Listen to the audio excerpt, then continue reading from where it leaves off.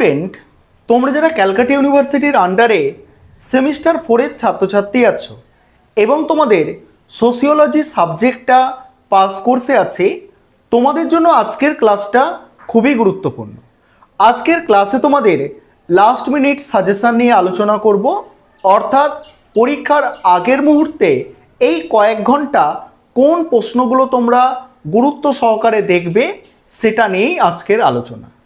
প্রথমে তোমাদের কোয়েশ্চেন প্যাটার্নটা মাথায় রাখতে হবে যে 15 নম্বরের প্রশ্ন তোমাদের পরীক্ষায় অ্যান্সার করতে হয় 2-4টে দেওয়া থাকে এবং 5 নম্বরের প্রশ্ন অ্যান্সার করতে হয় 5টা, সেখানেও 2টো এক্সট্রা কোয়েশ্চেন থাকে, অর্থাৎ 7টা মোট দেয়া থাকে।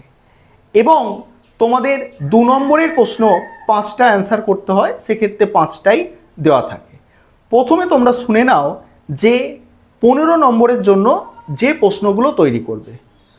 প্রথমেই তোমাদের বলবো যে 2022 সালের প্রশ্নগুলো অবশ্যই করতে হবে। 2022 সালের যদি কোয়েশ্চেন পেপারটা তোমরা দেখো, সেখানে দেখবে 4টে প্রশ্ন দেয়া আছে, তবে আমি সাজেশানে রেখেছি 7টা প্রশ্ন, অর্থাৎ আরও এক্সট্রা 3টে গুরুত্বপূর্ণ প্রশ্ন দেয়া আছে। তোমাদের আমি শেষে 2022 সালের প্রশ্নপত্রটা দেখিয়ে দেব। প্রথমে কোয়েশ্চেনগুলো বলছি, যে 7টা প্রশ্ন বলছি মনোযোগ সহকারে শুনবে 15 নম্বরের জন্য। প্রথম প্রশ্ন, প্রকল্প কাকে বলে? এর সঙ্গেই আছে প্রকল্প পরীক্ষণ পদ্ধতির পরিচয় দাও।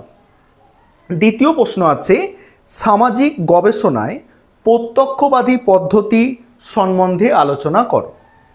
3 নম্বর প্রশ্ন আছে নমুনায়নের উপযোগিতা নির্দেশ করো। তার সঙ্গেই আছে সম্ভাবনা নির্ভর নমুনায়নের বিভিন্ন ধরনগুলি আলোচনা করো। 4 নম্বর প্রশ্ন আছে নিরীক্ষামূলক গবেষণা কাকে বলে? তার সঙ্গেই আছে নিরীক্ষামূলক গবেষণার সাধারণ উপাদানগুলি আলোচনা করো। 5 নম্বর প্রশ্ন উদাহরণসহ সামাজিক গবেষণার ধারণার স্পষ্টীকরণ ও কার্যকীকরণের গুরুত্ব আলোচনা করো। 6 নম্বর প্রশ্ন আছে সামাজিক গবেষণায় এথেনোগ্রাফিক পদ্ধতি সম্বন্ধে একটি সমালোচনামূলক টিকা লেখো। 7 নম্বর প্রশ্ন আছে ব্যাখ্যামূলক পদ্ধতি সম্বন্ধে আলোচনা করো। এই 7টা প্রশ্ন তোমাদের 15 নম্বরের জন্য অতি অবশ্যই দেখে যেতে হবে। শেষে আমি তোমাদের 2022 সালের প্রশ্নপত্রটা দেখিয়ে দেব। এবারে তোমরা শুনে নাও 5 নম্বরের জন্য যেগুলো তৈরি করবে। 5 নম্বরের প্রশ্ন কোয়েশ্চেন পেপারে তোমরা 7টা পাবে, সেখানে 5টা অ্যান্সার করতে হয়। এখানে 5 নম্বরের প্রশ্ন আমি মোট রেখেছি 13টা, এক এক করে তোমরা এবারে শুনে নাও। প্রথম প্রশ্ন বর্ণনামূলক গবেষণা কি?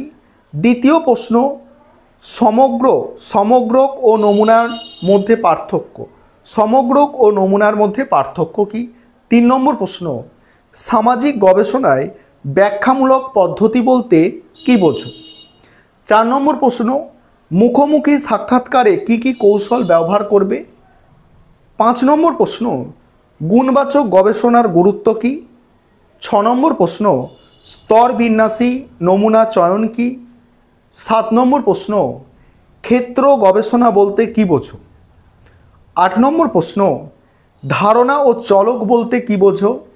9 নম্বর প্রশ্ন সামাজিক গবেষণায় নমুনা চয়ন কেন করা হয়?